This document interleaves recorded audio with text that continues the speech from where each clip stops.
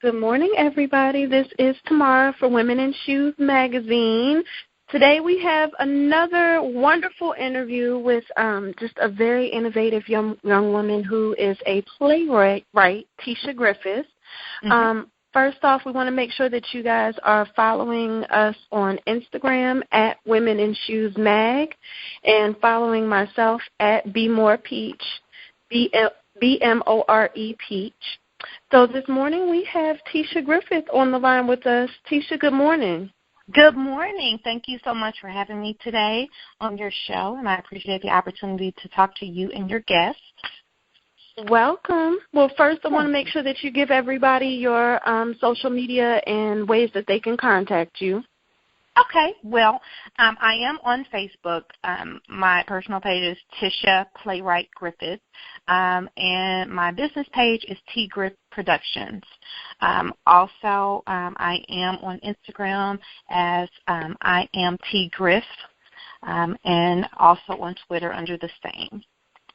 I do have a website also. My website is www.tgriffproductions.com. Awesome.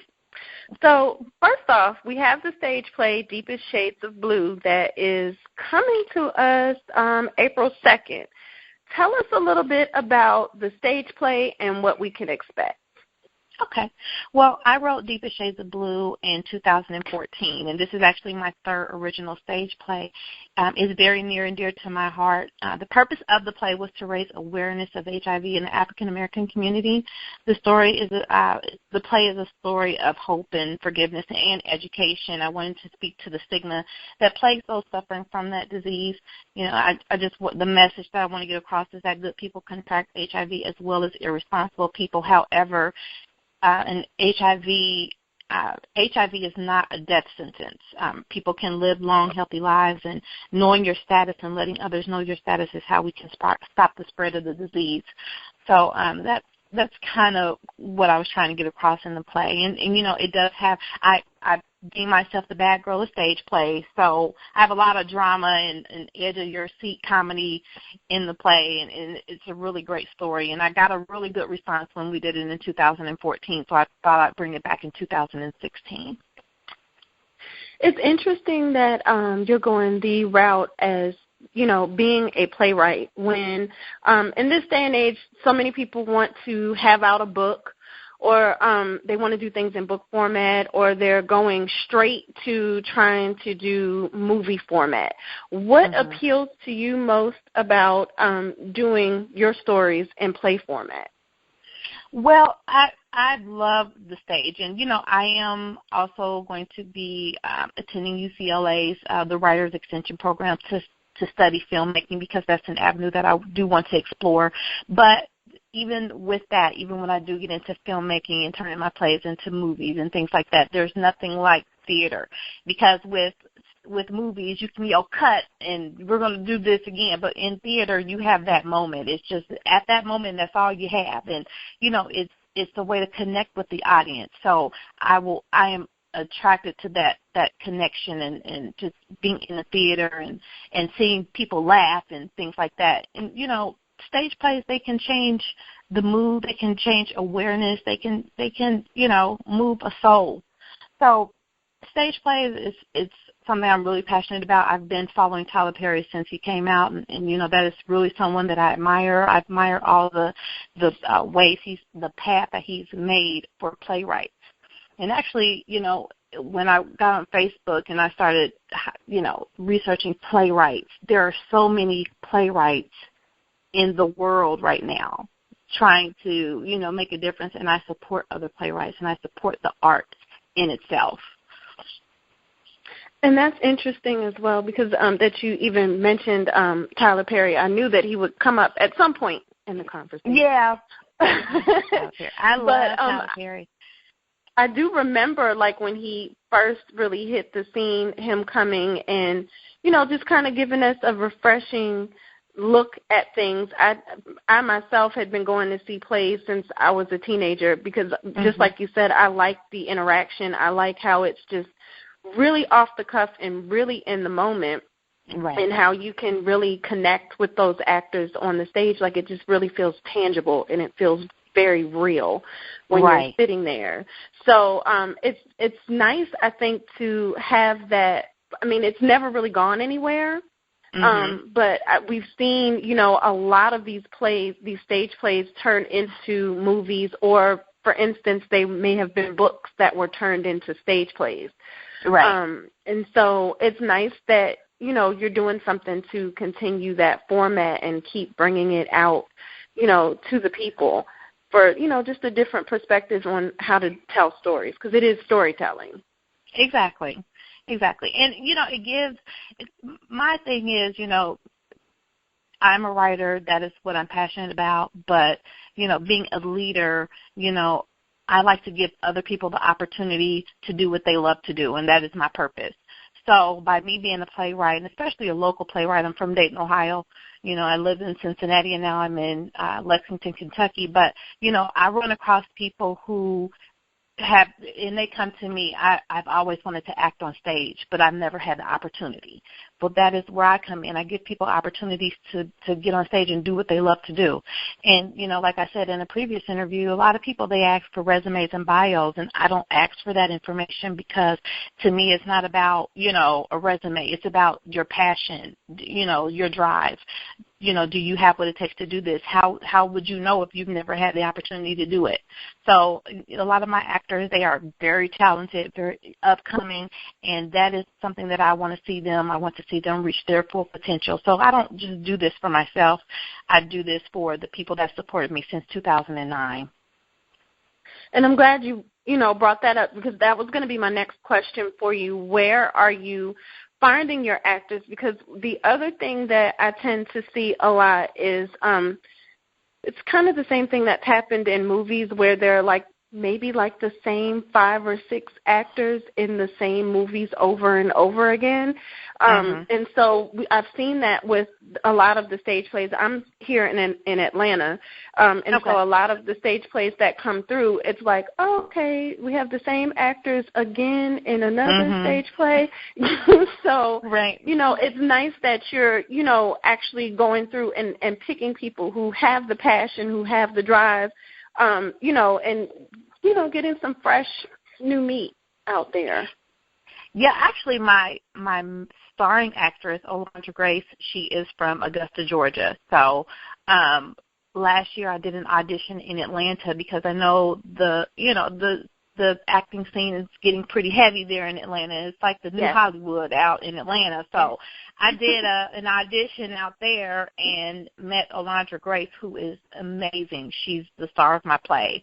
So, you know, we do Skype rehearsals, and to me it's very important. I do have a group of people that have been with me from the beginning, and it's about 7, and half is from Dayton, Ohio, half is from Cincinnati. But I always try to bring in a big name person, so that, you know, when you're doing your resume and your bio, if you're really serious about the craft, you know, you can say, I've worked with this person in Tisha Harris production. So my leading actor is Vincent Ward. He's off of Tyler Perry's The Have and Have Nots. He's been on AMC's The Walking Dead. He's been on Everyone Hates Chris.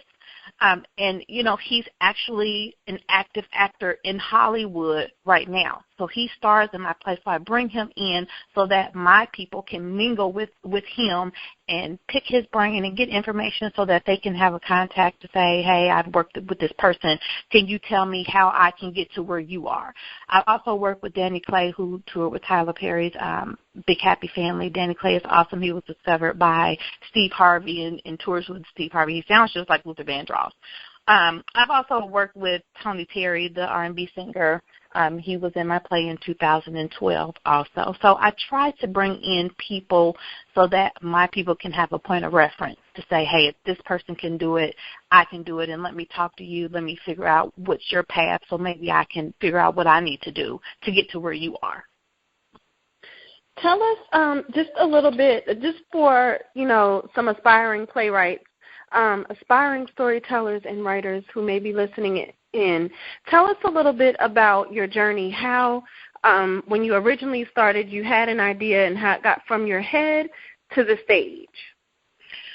Well, I started, you know, I've always been a writer. I've always, you know, escaped through journals. I wrote journals when I was younger. It was crazy. I've always written, but I've never written stage plays until I started, like, in 2006. And I started writing stage plays for the church, just little skits and things like that. And they were so popular in my church. Someone was like, "Hey, you should start. You should do this. You could write a stage play, a full-length stage play." So in 2009. I was actually laid off from my job, and I decided that I didn't want to sit around and wait for people to give me opportunities. I was going to create them for myself. So in 2009, after that layoff, I started my theater company. And in the first year, it took me 1 year to write a stage play. Now, normally at this point, it doesn't take that long, but for that first year, it took from 2009 to 2010 to actually produce a stage play. And a lot of people don't know the amount of work that has to go into it, and especially when you're new starting out and you don't have the knowledge, you'll spend a lot of money because you don't know, what you need to do. But for my first play, and I always keep this near and dear to my heart, because Tyler Perry, I believe he had 32 people at his first stage play. I had 279 people at my first stage play. An unknown person, the first 3 months, I made almost $10,000 doing my stage plays. So it's a lot of work, but it's not about the money that can be made from it, because if you do well as a playwright, you can, it could be a career. For me, it's about the passion. To me, I get a high when at this point you laugh, and I wanted you to laugh at this point, and the whole audience is in tears. To me, that's just amazing. And I don't put it on me because I'm not that deep. I think that's my God-given talent, to write plays and to make people feel emotional about a certain topic. So it's the passion is what I love, and that's why I do it. We are talking with Tisha Griffith, playwright and author of Deepest Shades of Blue. Her new play, Deepest Shades of Blue, is going to be coming to stages April 2nd. Tickets are on sale now. Can you give us and let us know what cities you'll be coming to with the play? Yes, I am. I'll be in Louisville, Kentucky first, and that's in April. And then in July, we're talking about Columbus, Ohio, because I've gotten a lot of requests from people out of Columbus who want me to come back. I've actually been in Columbus twice doing a stage play. I did the Columbus Black Theater Festival there, and then I also performed at the legendary Lincoln Theater there. So I've gotten a lot of requests to come back there. So we're going to do that as well. I also launched my theater company, Noir Diamond Film Productions, and we're going to be shooting a short film this summer in Atlanta. So that's some of the projects that I'm working on currently. That sounds awesome. And then you also have T. Griff Productions, which does the productions for your plays, correct? Correct, yes. Well, you are busy. I hope you stay busy. You have a lot of great things going on.